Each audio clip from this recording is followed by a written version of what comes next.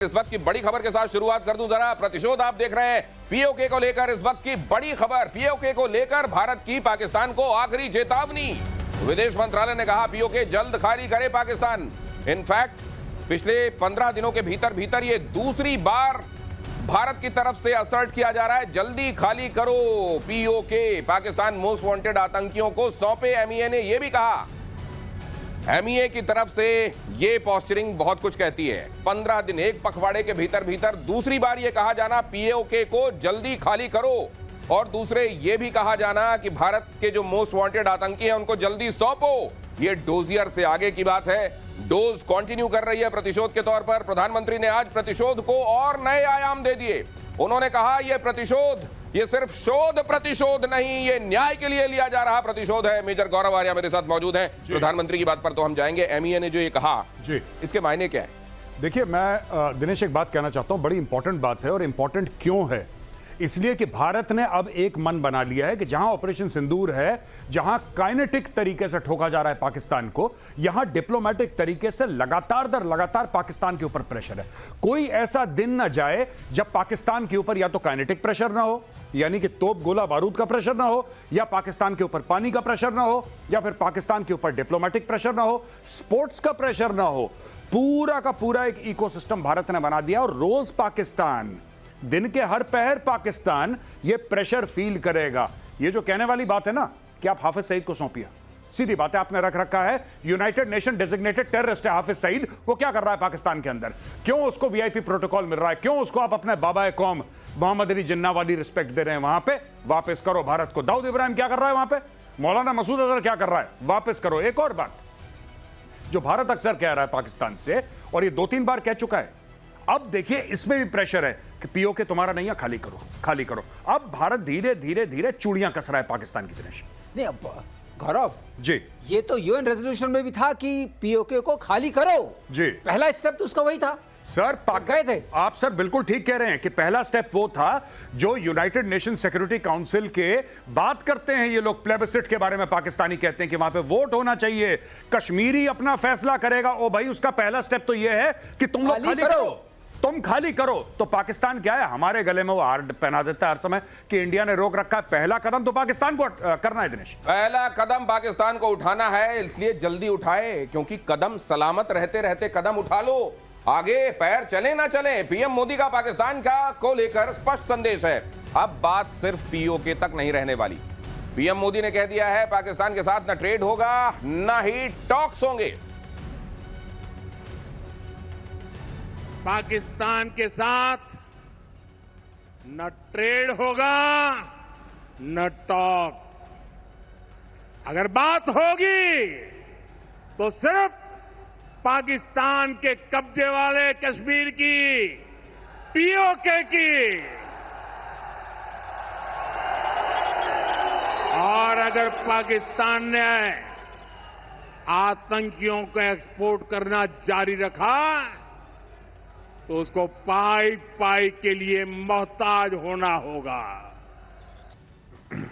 और दुनिया बहुत अच्छे से जानती है, पाकिस्तान तो खैर अच्छे से जानता ही है कि प्रधानमंत्री नरेंद्र मोदी जो कहते हैं वो करते हैं, और जो नहीं कहते वो तो जरूर करते हैं। और अभी बहुत कुछ ऐसा है जो वो नहीं कह रहे हैं। पाई पाई के लिए मोहताज तो खैर करा देंगे, लेकिन यहाँ पीओके को लेकर ये असर्शन सर जी, ये एमईए की तरफ से लगातार ये हफ्ते 1.5 हफ्ते के अंदर कहा जाना, जी, प्रधानमंत्री का इस बड़ी रैली में कहना, जी, गृह मंत्री पहले ही कह चुके हैं संसद में इसके लिए जान दे देंगे। क्या is there anything very big very soon on the wall sir? नहीं, मुझे ऐसा लगता है कि हम ऐसा नहीं कि बिल्कुल इंडियन आर्मी वहां पे पीओके के अंदर घुस रही है और कब्जा, वो नहीं। हम लोग जो देख रहे हैं ये टोटली डिफरेंट कॉन्सेप्ट देख रहे हैं, और ये बड़ा सरप्राइजिंग है कि मोदी सरकार ऐसा कर रही है। सरप्राइजिंग ये है कि चारों तरफ, जैसे अभी मोदी जी को आपने देखा, माननीय प्रधानमंत्री ये कह रहे हैं कि पाई पाई के लिए मोहताज। इसका मतलब क्या है? ये उन्होंने मुहावरतन नहीं कह दिया। बात यह है कि जो आईएमएफ से पैसा लेता है पाकिस्तान, हम उसको ब्लॉक करेंगे। जो वर्ल्ड बैंक से पैसा लेता है हम उसको ब्लॉक करेंगे। जितनी पाकिस्तान की फाइनेंशियल स्कीम्स चलती हैं हम उनको ब्लॉक करेंगे। हम चाइना पर भी प्रेशर डालेंगे कि पाकिस्तान मोहताज हो जाए पाई पाई के लिए। जितने चैनल से अभी तक वहां आतंकवाद के इस पौधे को खाद पानी मिलता रहा है उस सबको ब्लॉक किया जाएगा। ये देखिए बहुत अच्छा ग्राफिक्स हमारी टीम ने बनाया है। कूटनीति से, अर्थनीति से, मिलिट्री एक्शन तो खैर कही दिया गया है कि बंद नहीं होगा, ये थप्पड़ पड़ते रहेंगे। पीओके में बगावत चल रही है, वहां के लोग जो कह रहे हैं कि हमको तो भारत के साथ भैया मिलना है जल्दी, खैर उनको ये पहले कहा जा रहा है कि यहां से चलो, खाली करो। सर ये वहां को लेकर जो कॉम्प्लेक्सिटीज हैं, बहुत सारी चीजें ऐसी हैं जो कहा जा रहा है कि इसको व्यावहारिक रूप से भी देखना पड़ेगा, इस लिहाज से भी देखना पड़ेगा कि चाइना को वहां इन्वॉल्व करके पाकिस्तान ने अपने लिए शील्ड तैयार करने की कोशिश की है। इसको आप कैसे देखते हैं? दिनेश, पाकिस्तान सोचता है कि वो शील्ड तैयार कर रहा है।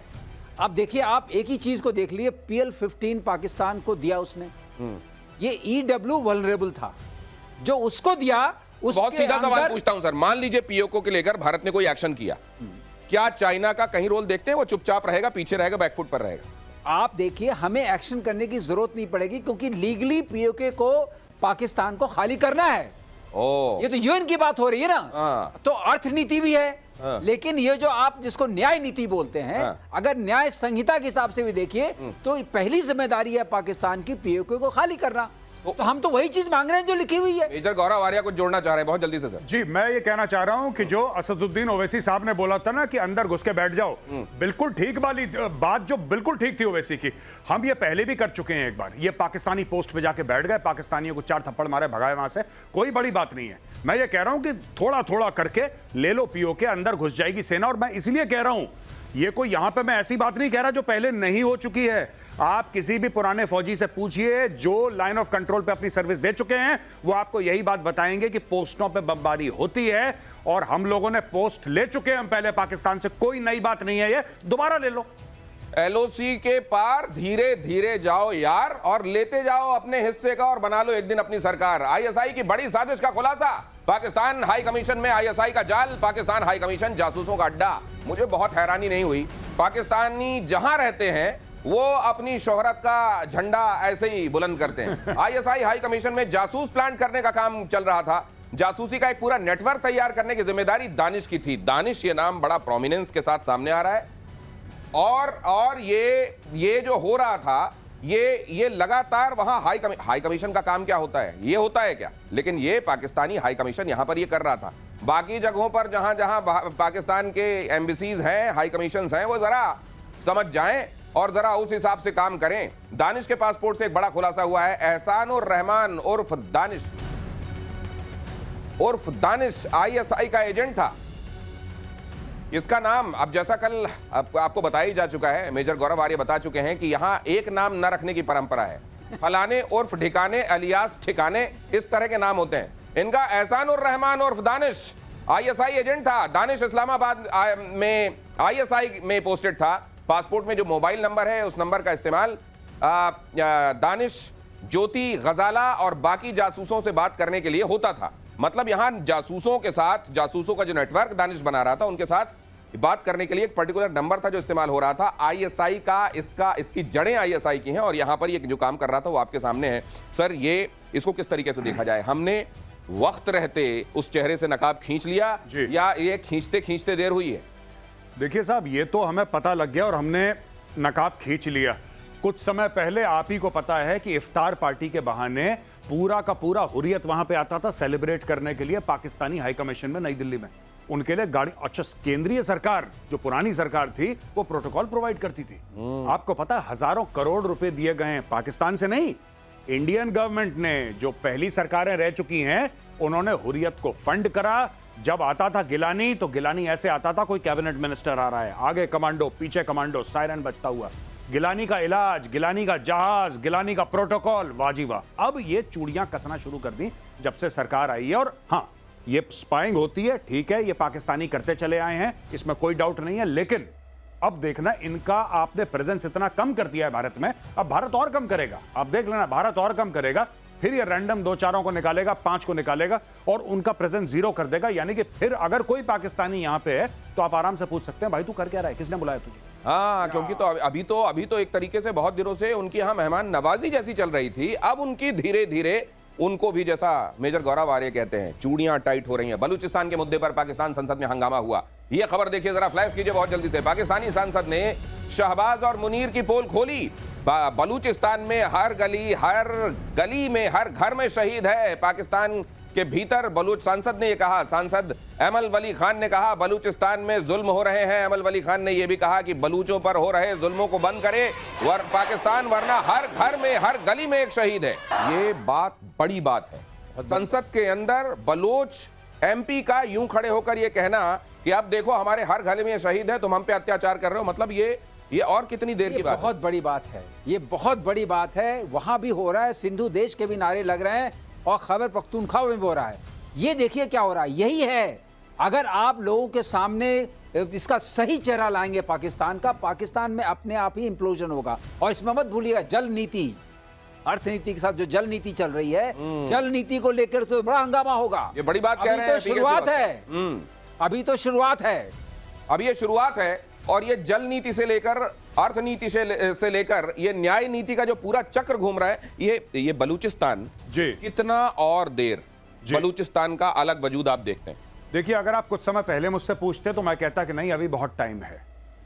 लेकिन आज की तारीख में मुझे ऐसा विश्वास है, क्योंकि जिस तरीके से पाकिस्तान की संसद से जो बलूच नेता हैं वहां पे एक जमाने में बोलते थे, लेकिन दबी जबान में, जितना ये खुलडुल के आजकल बोल रहे हैं, मैंने ऐसी लैंग्वेज कम सुनी है। इसका मतलब there is a sense of confidence, पहली बात। दूसरी चीज, ऑपरेशन सिंदूर से क्या हुआ है कि बलोचों के अंदर एक नई ऊर्जा आई, एक नई एनर्जी आई है बलोच के ऊपर कि हाँ, जैसे कि उन्होंने हमें डायरेक्टली बोला है कि आप हमें सपोर्ट करिए, पाकिस्तान को निकालते हैं यहां से।